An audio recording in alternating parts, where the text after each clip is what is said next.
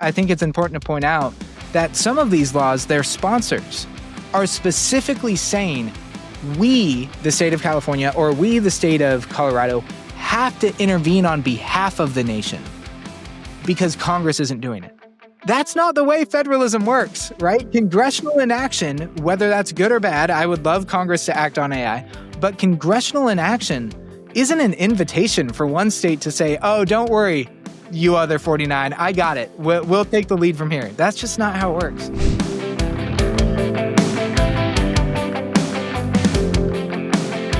Hello, welcome again to another episode of the Let People Prosper show. My name is Dr. Vance Ginn. I hope you're having a prosperous day. Well, today I'm delighted to bring on a guest who knows a lot about technology, artificial intelligence, and public policy, and is doing great work in this space in many different levels, and it's none other than Kevin Frazier. Kevin, welcome to the Let People Prosper show. Vance, so much fun to be here. Thank you for the invitation. Hey, man, I'm glad to have you on. And you have your own podcast. What's the name of the podcast again? I do have my own podcast, Scaling Laws. That's all about AI policy. But, I always will accept an invitation to come talk with you. Awesome. I love it. Well, before we get going too far and having fun here, and we're already having fun, I guess, let me go and read your bio for the audience, and then we'll jump right into it. So today's guest is Kevin Frazier, the inaugural AI Innovation and Law Fellow at the University of Texas School of Law, where he leads their new AI Innovation and Law program. He holds a law degree from UC Berkeley, a master's in public policy from Harvard's Kennedy School, and a bachelor's from the University of Oregon. Before coming to University of Texas, Kevin served as an assistant professor of St. Thomas University College of Law and conducted research for the Institute for Law and AI. His scholarship has been published in leading journals such as Tennessee Law Review and popular outlets including MIT Technology Review and Lawfare. He also co-hosts, as he just mentioned, the Scaling Laws podcast, which you should all go and check out. And I'll be sure to put that in the show notes page, which helps bridge the gap between innovation and regulation. And we're going to talk a lot about that today. This has been a hot topic, Kevin. But before we get into some of the meat of this argument that's going on, I wanted the audience to know a little bit about you first. So let me go and ask you the question I do all the guests. Why do you do what you do every day? Yeah, it's the shortest answer possible. And of course, I'm a law professor, so it has to be somewhat of a long one. The shortest answer, though, would be I am convinced that the greatest driver of liberty and prosperity and human agency is technology. If you think about the car, creating new pathways for us to get to work, to build new communities, to just have more extensive agency over our day-to-day lives and more work opportunities, huge gain when we think about liberty. Think about the internet, our ability to share our thoughts, connect with others, and expand our access to knowledge. Huge increase in liberty brought on by the internet. And of course, we can go through the printing press, the radio, you name the technology. I'll probably be able to find a way to tell you how it expanded human agency and related to human flourishing. Even the toaster, right? Freeing us from that horrible work of having to spend time pan-searing that piece of toaster, whatever the heck people did pre-toaster. I'm glad I live a post-toaster existence. Amen. And so today, I think we need people who similarly view AI and other emerging technologies in that context, because it's so easy to see technology at the outset as something that's scary, as something that is increasing the amount of change and chaos in the world. And they always do. Go and look back again at the introduction of the Model T, and you will find people who were scared to death, and in some cases, ran over to death because we hadn't figured out how to use that tech. And yet no one would say, oh, we should have banned the car. Yeah. Right? And so go back to the horse and buggy. Let's go. We need more jobs for the horse pooper scoopers, Yeah. But we face a challenge today of there are not that many, to use a former guest of the wonderful pod here, Dean Ball, there are not many friends of the future, Yeah. right? It's hard to look out for the future because the gains are speculative. We don't know who's going to win from the outset, who's going to reap the most benefits. And so there's a real status quo bias. And I use my job here at the University of Texas to inspire students to think about regulatory structures that foster the sort of innovation that leads to human flourishing. Yeah, I love it, man. I love it. And, what classes are you teaching these days? So, Vance, it's a very simple topic, AI and the law. So my whole job, I just get to be the AI guy. Yes. Wherever I go, I talk AI. I've been accused of being artificial intelligence myself, which was an interesting thing to rebut. It's like, how do I don't know. I don't know. How do I prove that? But no, so I teach AI in the law. We do a survey course where we analyze the intersection of AI and privacy law, AI and cybersecurity, IP, you name it. We do a big survey there. And then in the spring, we do an AI in law policy seminar. And this is super exciting because we're inviting clients to campus to come and say, hey, we have this unanswered question about AI in the law. We want to use and work with Texas law students to answer this. And so my students are getting practical experience answering some of the most important questions for emerging technology with a client who, if things go well, fingers crossed, may actually employ some of them, which is super exciting in an age in which people are unsure of the future of the legal profession in many ways. Yeah, no, that's great. That's great. As you're talking there too, I remember recently you were also testifying before Congress. Isn't that right? I think they sent it to the wrong Kevin Frazier. There's a common mistake on Google. You Google Kevin Frazier, and usually you get the Entertainment Tonight host. And so I think they were looking for someone entertaining. They sent the invite my way, but yes, had the opportunity and the real privilege to go share my thoughts on federalism and AI for a subcommittee of the House Judiciary.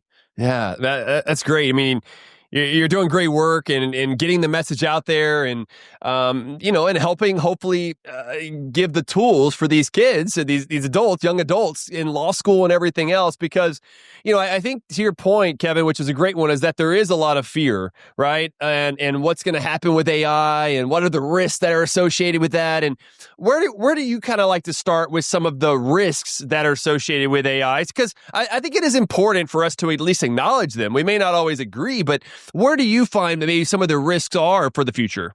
Yeah, I think we're still at an early stage of trying to figure out how best do we use this tool, right? Every new technology is a tool. There are good uses and there are really bad uses. And figuring that out is a emergent process. So just think about, for instance, if you were one of the first people to get the Model T and you thought, oh my gosh, I'm going to drive from New York to San Francisco.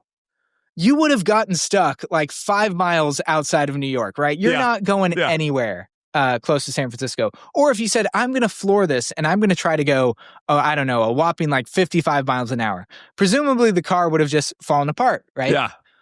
We had to learn that through experience. And right now we are seeing some of these use cases of AI that are just clearly this is not what the tool is ready for yet. So, for example, are a lot of the tools, the AI companions. These are the new tools we're hearing about that are very good at mirroring human behavior, right? They appear empathetic. They appear to be a friend or even a coach or capable of forming some relationship with the user. And we've seen in some very tragic use cases that sort of relationship between a child or a teenager and an AI companion can lead to very, very dark outcomes. That's a use case that I think everyone can agree. We don't want to see more of that happen. Yeah. So it's a question of how do we at once change the tool or update the tool and update our own understanding of the tool. And so that's the real risk, is not being more rigorous in acknowledging that we have to take AI literacy seriously. When I go and talk to lawyers around the country, some of the smartest people who are obligated per their rules of professional conduct to, quote, stay abreast of the risks and benefits of technology, I'll ask them, Vance, I'll say, all right, raise your hand if you've used AI in the past week. And sometimes it's only a fourth or a third of attendees who are really using these tools. And so we just have such a long way to go toward educating people how to use these tools, because clearly they're very powerful.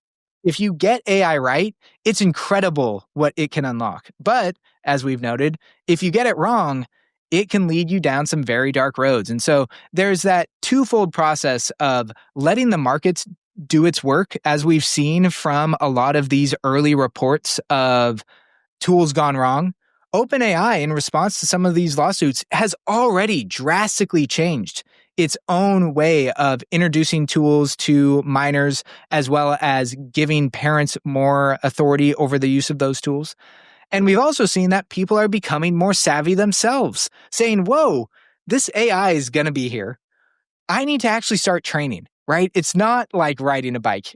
You do need to go and practice and skim your knee a little bit to learn how to use this in a successful way. Yeah, no, great points there, Kevin. And two, AI and these tools we're using are changing. The bike kind of stays the same, right? Whereas these tools are always changing, so you always need to stay updated with what they are. I mean, I use ChatGPT, for example, OpenAI quite a bit, and it's always changing. There are different versions. I think we're on ChatGPT 5 now, so there's always new things to be learning, right? Oh, so much so. And, I think this is a real onus of responsibility on us all to use the latest tool. Because when I have someone say, oh, Kevin, why are you so obsessed with AI? I used it 2 years ago and it sucked. I generated an image and it had 7 fingers on one hand. AI is just pointless. Yeah. And to your point, Vance, you've got to use the new stuff. These bikes are changing. We're right. Certainly at a moped now, if not approximating a Ferrari. And so folks need to grapple with the fact that as these tools become more capable, they also have to become more competent. Yeah. And that presents a lot of questions about who should be providing that training, who should be providing those safeguards. These are really difficult questions. When we introduce some technology like the car, we have the state impose a test of, do we think you should be allowed to drive this vehicle? But in other cases, there's no, secret passcode or secret test you have to take before you access the internet. And so comparing and contrasting these different instances of technological adoption shows that this is just a really hard problem. But I think the worst approach is to act in a reactive fashion and to act out of fear, because that's almost always going to fail.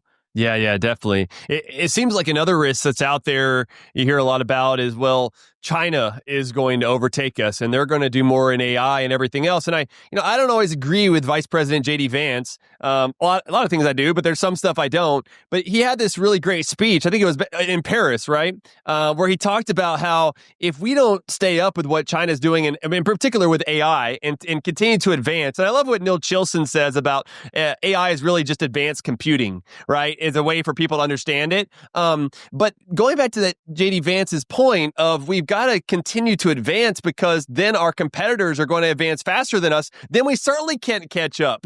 And it reminds me of like Iron Man or something, being there and fighting off others that are out there. But is that how you kind of see it too? Like we've also got a race of innovation that we're taking on globally, which could be a risk if we don't stay up to date with what's going on. Is that right? Yo, it's so right. And I'm glad you brought up Neil. Neil's one of the best thinkers in this space. And his point about this just being a new technology. Let's instead refer to AI as, I don't know, the Polo. Right? Let's just call it. Yeah. And China announces, we're making tremendous progress on the Polo. We have no idea what it is, what it does.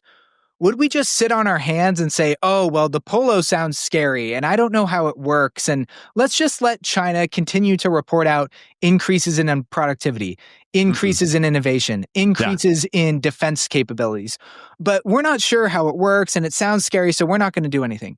There's just no way, right? If we took the words AI out of this and just referred to it as advanced computing, like Neil said, and you heard that China was finding ways to push its technological frontier, push its scientific frontier, and push its militaristic frontier, then certainly, to Vice President Vance's point, we wouldn't be acting as Europe's doing in this precautionary fashion. So Vice President Vance went down, dropped the mic at the Paris AI Action Summit and said, look, I respect that. All right, I don't know if he respects it. I'll acknowledge that the EU wants to approach AI from a posture of fear.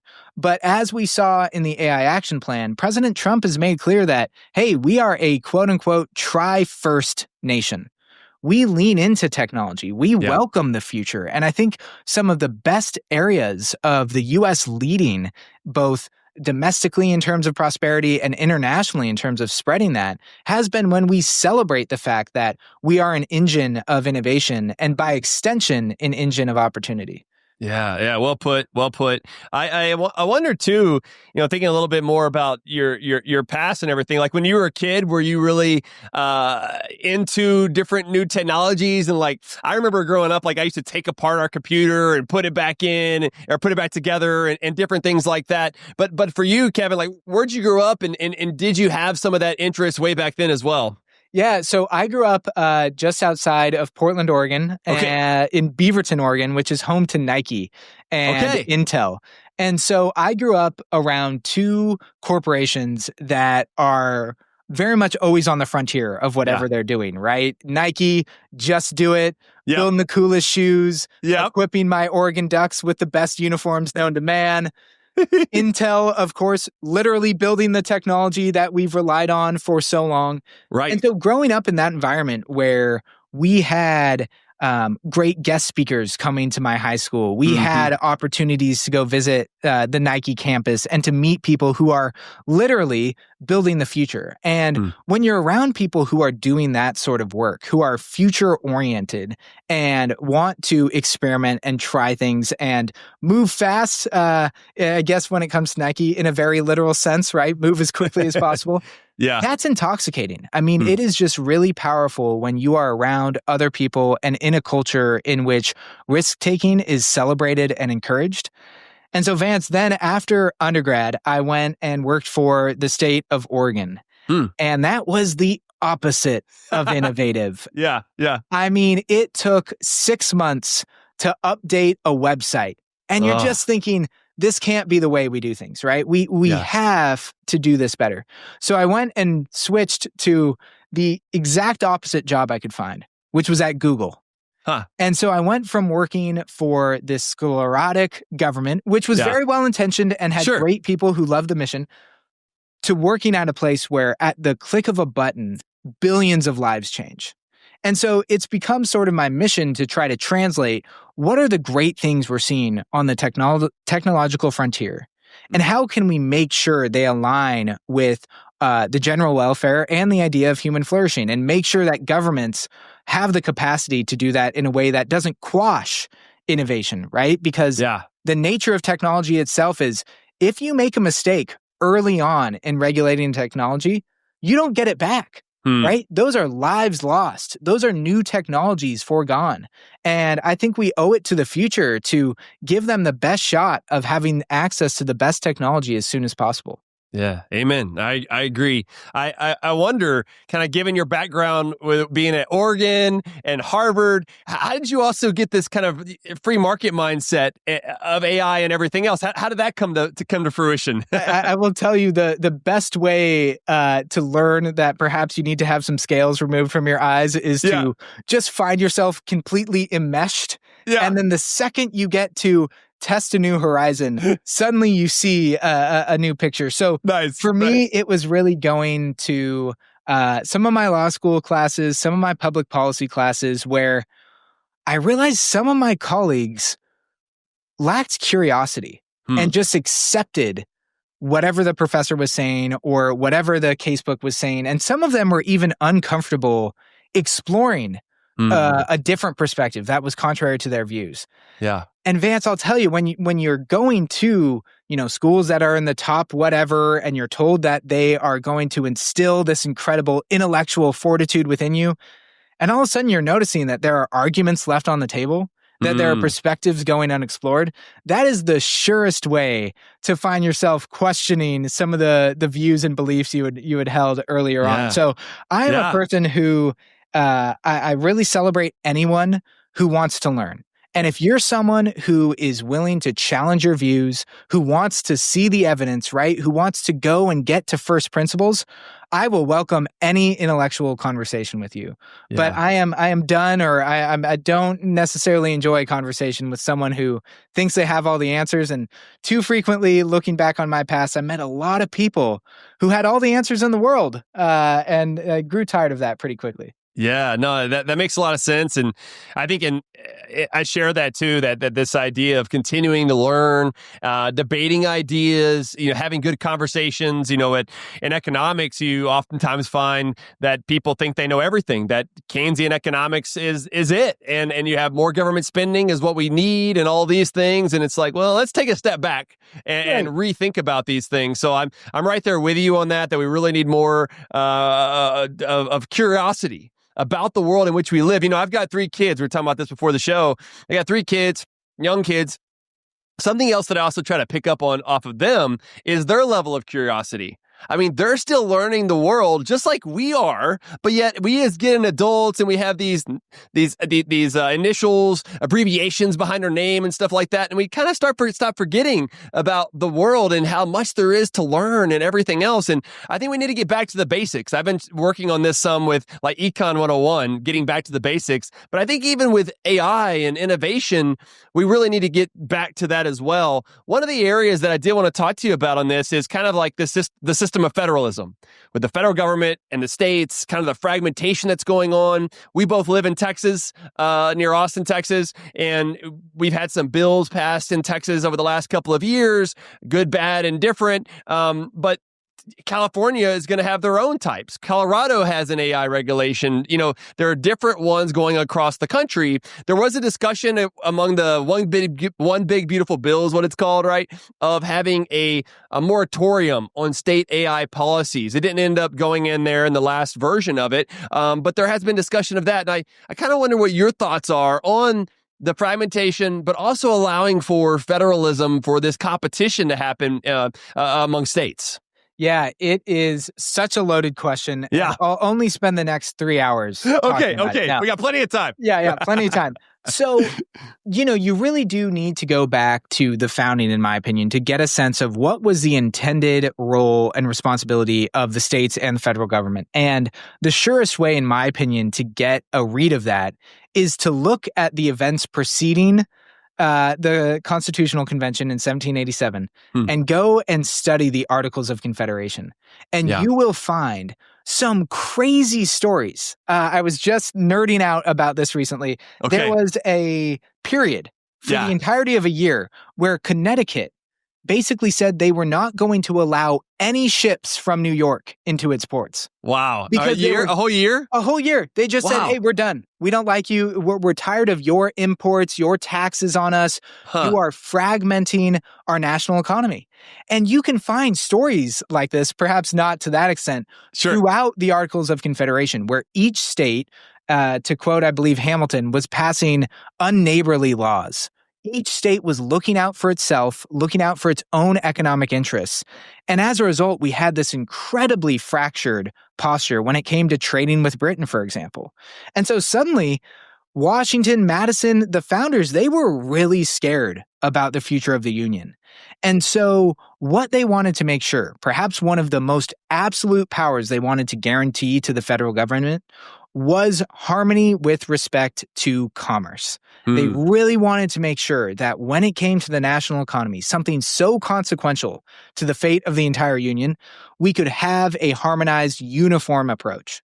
Now, what that means in practice, especially when it comes down to AI, is obviously very difficult. But to nerd out constitutionally for just 2 seconds, please. 2 cases that we can read from the early American period that give us an insight into the proper realm of authority between the federal government and the states.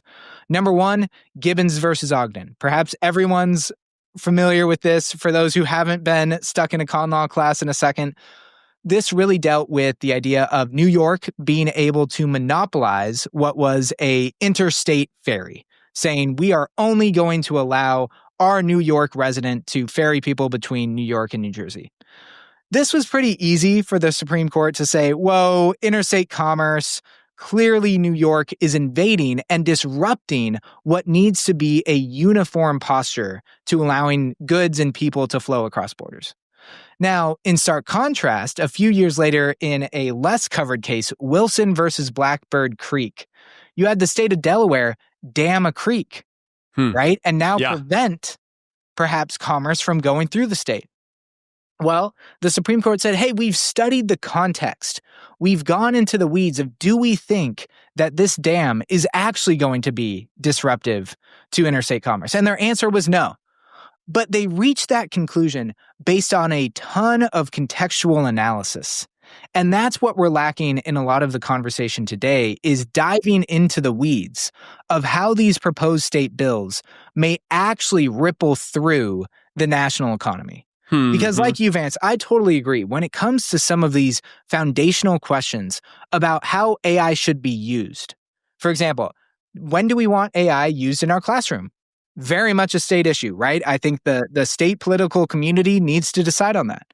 What training do we want our doctors to have before they use AI to perhaps do surgery on you?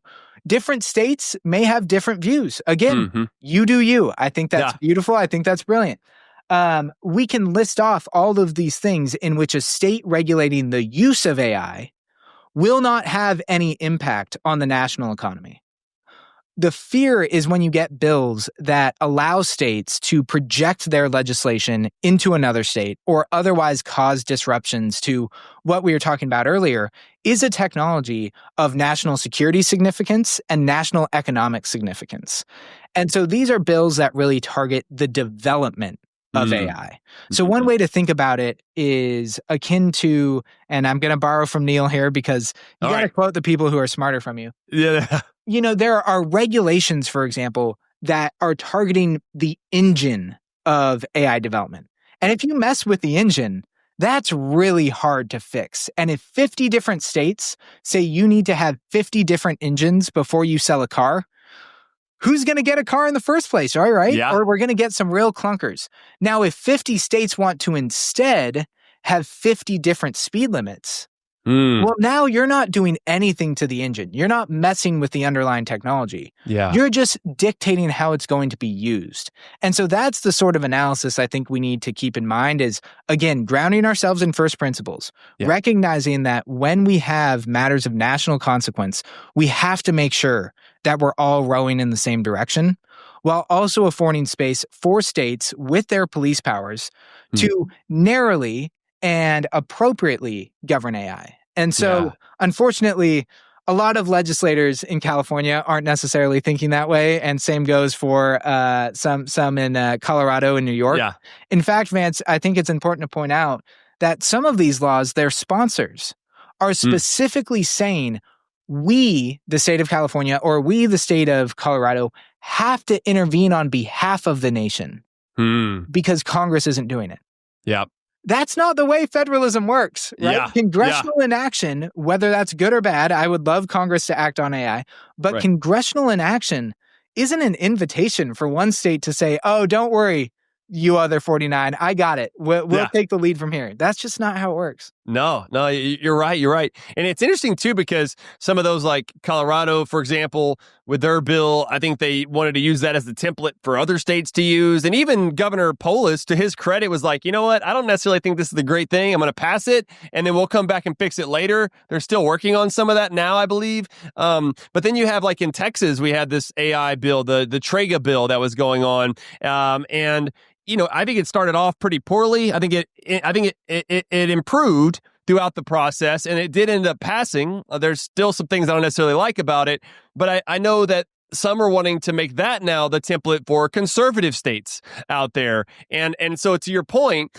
there's already this divide of like, okay, we're going to have blue state AI policy and red state policy. What's going on there? You know, it's a poor approach that we really do need a federal response to remedy. And this is where Congress not being on the Hill right now is a bit tough. We're talking in the middle of October, and it would be... Right, we're in the shutdown right now. It would be lovely if they were debating some of the things we talked about when I testified earlier. Yeah. I think we're fortunate that President Trump, in the AI Action Plan, which was released earlier this summer, really outlined some clear ways that the federal government can begin to achieve that sort of harmony that the founders were hoping for when it came to a national economic vision. This is about making sure, for example, that we have a competitive AI ecosystem. The AI Action Plan called for open source development of AI, right? To make sure that we're not just beholden to the AI that Sam Altman rains down on us or that Google offers to us, but how do we create a competitive economic ecosystem? That's a huge national priority.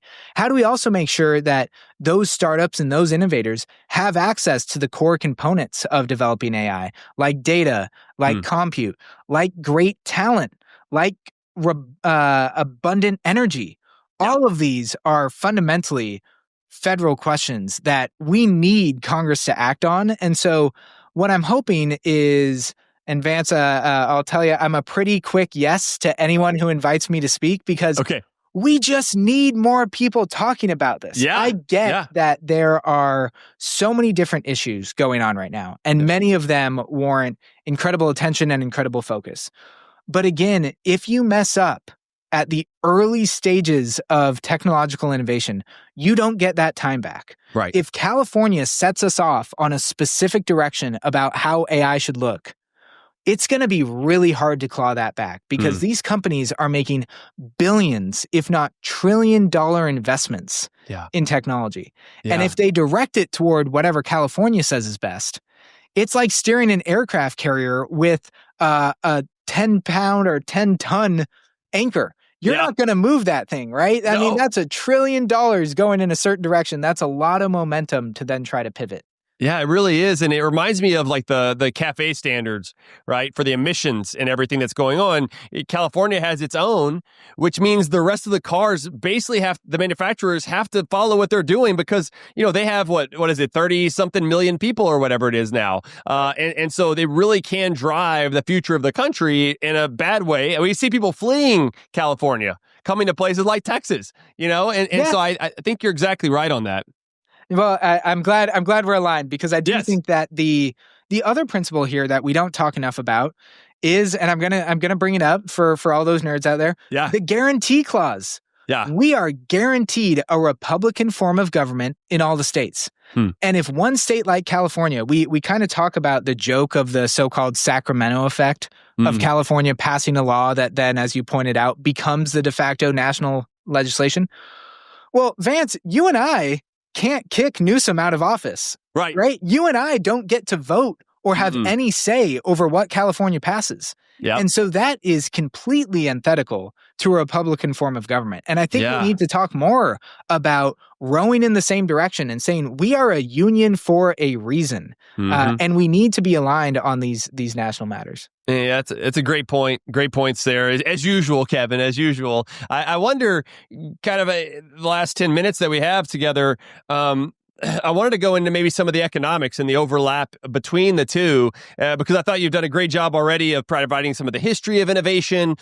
We just had the Nobel Prize in economics to focus on creative destruction and the things that deal with more innovation and what that's going to happen in the future. And I think this also brings together some of the fear that we started off with this discussion about how, well, AI and these robots are just going to replace jobs. What are we going to do when so many people don't have a job? Are we going to have a larger safety net, maybe a universal basic income, something like that. And to me, that's a little bit more of the fear-mongering without considering the knowledge problem, the Hayekian sort of problem that we have of not knowing what the future is going to be. Because it seems like, to your points earlier, Kevin, each time there's been these innovations, whether it was the agricultural revolution, the industrial revolution, the post-industrial revolution, maybe we're in the AI revolution now, or whatever it is, yes, there is churn. There's turnover that's going to happen. And some people are going to lose their jobs in certain areas, but the amount of employment continued to go up.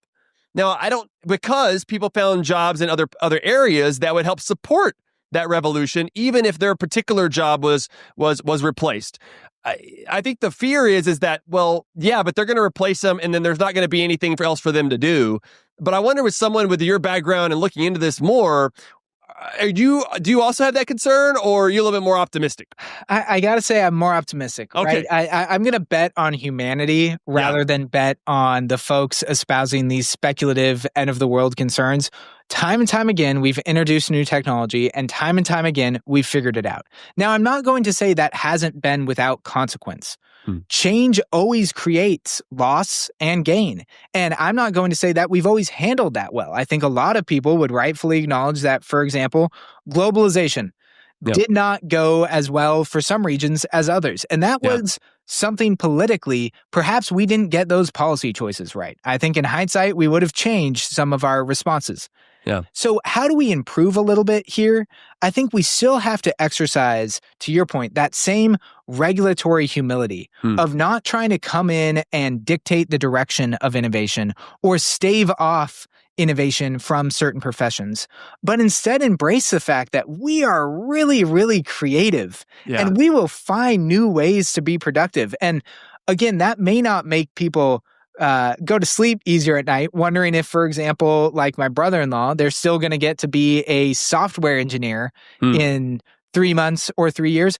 I'm not sure. Yeah. But the key is we know that societies that govern out of fear almost always flounder. Yeah. And if we become the country that, for example, as Bernie Sanders has called for, imposes a robot tax, basically saying, hey, any corporation that embraces this new technology, great, that's going to come at a cost to you. But who's really going to bear that cost?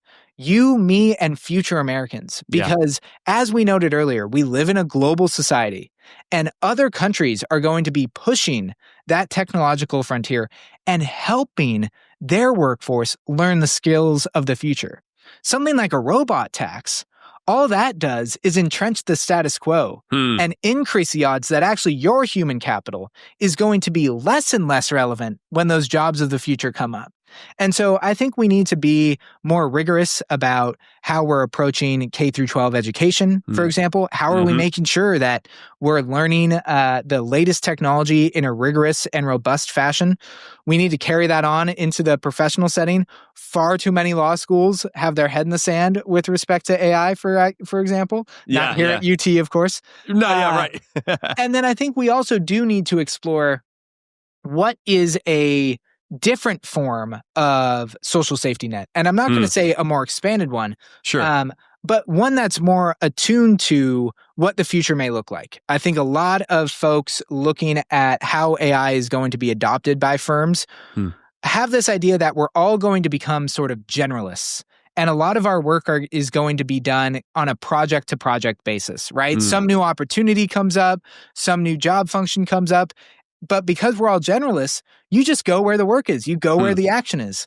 Well, that's in tension with a system that's highly contingent, for example, on continual, sustained, normalized employment.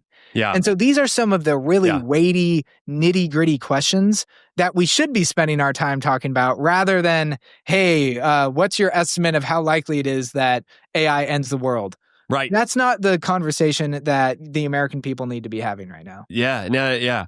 One of the things that comes to mind is that it seems like we, big quote, we like to put certain jobs up on a mantle and say, we need more manufacturing jobs. So right now, that's a big discussion, and that they're trying to put tariffs in place in order to bring back employment in those areas and things of that nature to really try to put up on this pedestal of manufacturing jobs are above everything else. So let's not worry about consumers and they're going to have to pay more and things of that nature. And that's what I fear fear from the government side is that they're going to want to put down these regulations and other types of policies.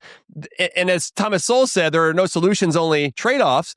There are going to be trade-offs, but those trade-offs from government failures are likely to be worse, in my view, than the perceived market failures. And I hope that what you're doing and advocating and talking about AI and just educating really people about this can help to reduce some of those fears while at the same time giving them the agency with which to overcome the obstacles that are in the future. Because I think to your point earlier, which is a great one, is that humans believe we're God-given. We're designed to deal with the world around us. And at the end of the day, we are going to be the ones that continue to go on, no matter which robots are there or something else. And so we've got to put ourselves, our families, in the best situation possible for the future. It's one of the concerns I have, though, Kevin, and I don't know how much you want to talk about this, but for example, banning all phones in the classroom. I see the pros and cons of it, right? And things of that nature. But I also think the more that we hold kids back from learning on these devices and AI, we might be not preparing them best for the future. And so I'm concerned about that. But I don't know how you like to respond on any of that. Yeah, I love this overarching point, which is a reduction in agency. Yeah. I think it's really weird that a lot of people have conversations around AI as if they're powerless, as if they have no will, as if they have no ability to do research on their own for the proper tools, as if they have no time to upskill or to talk to others about how to use these technologies. And that's profoundly sad. If we lose our will, if we just say, oh no, I need the government to tell me how to use this tool, that's not the American way, right? That's profoundly scary. So my first challenge that I lay out for a lot of folks is we need to exercise agency and see this tool, like we've seen every other tool, as something that we are capable of crafting to serve our own ends. And I think that the narrative of AI as sort of invading personal space and invading personal agency can be flipped on its head. Just a couple examples. Imagine the parents who are debating whether or not to have another kid. And on the margin, they're tallying things up like, oh, I spend this much time at the grocery store. I spend this much time helping them with after-school activities. I spend this much time trying to remedy whatever issue they're having with a friend. Yeah. Now, I'm not saying AI should or can replace all of those things. Right. But if it can, on the margin, help out with or improve or augment, suddenly that family that was between getting to have another wonderful kid come into the world and saying, oh, well, we just don't have the time. Yeah. AI can help be an expanding tool of liberty and agency. And I think we need to talk more about that, because if we do, we're going to start to see innovators and new products come in and introduce those tools to help us address those issues. Because as you noted, Vance, I think that the temptation to just ban technology or to foreclose it also doesn't anticipate the fact that we're still figuring out just how useful this technology is in different tools, in different settings. And that requires experimentation. We should do that experimentation in a really rigorous form. We should make sure that people have opportunities to share concerns about technology and to hold those accountable who are releasing reckless products. But we should certainly not foreclose entire streams of how AI can actually improve human flourishing. And to your point earlier about we should be looking more of the outputs versus the inputs and the manufacturing and the use or the way that AI is developed. Because that is what really restricts us. The other side is more, you can see the outcomes more explicitly, and you could regulate it, have more of a targeted approach compared to this broad sort of system that they're trying to put in place, right? Exactly. We don't want to regulate the engine, right? We don't want to say, oh, your engine can only have however much horsepower or can only be designed a certain way. Great. Now we're all driving Ford F-150s, which sounds kind of exciting. But, you know, if you live in San Francisco, you might need a Fiat, or if you live in Montana, you might need a Subaru, right? We want to make sure people can have access to the underlying technology. Yeah. And then each political community itself can make determinations about the proper use cases and settings for that. It reminds me of like Soviet Russia or these other socialist economies that try to keep everything the same, but everyone stays poor. And they all have the same car because you can't buy a variety. There's no robustness to expansion because of the profit and loss system that works so well in capitalism. I think what people really want more is kind of closing here is more of a command and control economy. Is that they want to set the stage and not allow for that agency you talked about, and for AI to I really believe that we are in this AI revolution, and I believe that it will be will provide us the best opportunity for prosperity, for in that sense, not just materially, but psychologically, socially, spiritually. I think there's a lot of things that we are going to miss out on if we go in the wrong direction on this. And that's why I'm so thankful for the work that you're doing in this space. And as we're closing up here, I'd love to get any last thoughts you have, and maybe tell the audience too, where's the best place to find you? Yeah, I think it's just doubling down on the fact that we need to view technology as a source and engine for human flourishing. We have seen that throughout history, and it leads to periods of discomfort and chaos. I get that. But the answer is not to try to put our heads in the sand. If we view this as something that we can harness and leverage to our benefit, then we really can make sure that the promise of AI is realized. But to your point, Vance, that looks like relying on systems that have always done good work for us, like markets. Yeah. It's just wild to me that some people say, oh, I want the government to dictate explicitly what this AI tool can do and what it can say. Look, if we have a robust competitive market, you're going to find the tool that says what you want it to say and acts in a certain way you want it to do without any of the side consequences of that sort of heavy hand. And I hope folks want to talk about this more. I'm on X at Kevin T. Frazier. You can also send me an email at kevin.frazier@law.utexas.edu. But Vance, thanks so much for the opportunity. This was such a hoot. Yeah, I agree. Always a good pleasure talking with you, Kevin. We're going to have lunch soon, so let's do that. But just keep up the great work that's going on there. Maybe I can come visit one of your classes one of these days as well. That sounds awesome. But God bless you and your family, and continue the great work you're doing, Kevin. You as well, sir. And we'll certainly get you to come guest lecture soon. Heck yeah, that sounds great. Well, for the audience, I hope you enjoyed this conversation. Let's not just fear things that we don't know about. Let's actually educate ourselves. Let's talk to public policymakers. Let's talk to others around us and follow Kevin's work and others that are really looking at how can we best achieve prosperity, freedom, liberty, the things that we hold dear for the future, along with AI. I really believe it will be a helper in some sense for humans to truly flourish. So thank you for joining me again today. Remember, you can find more information at vanceginn.com or go to my Substack newsletter, vanceginn.substack.com, where you can find the show notes and a lot more. But until next time, God bless you and let people prosper.